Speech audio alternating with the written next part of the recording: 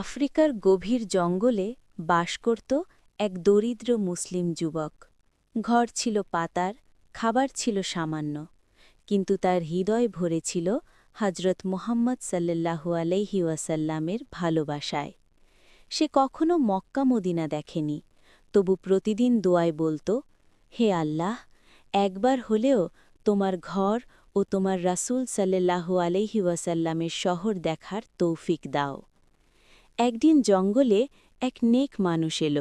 যুবকের ঈমান আর রাসূল সাল্লাল্লাহু আলাইহি ওয়াসাল্লামের প্রতি ভালোবাসা শুনে তার চোখ ভিজে গেল। সে বলল, আল্লাহ তোমার দোয়া কবুল করেছেন। এই বলে সে যুবকটিকে হজ ও ওমরার জন্য অনেক টাকা উপহার দিল।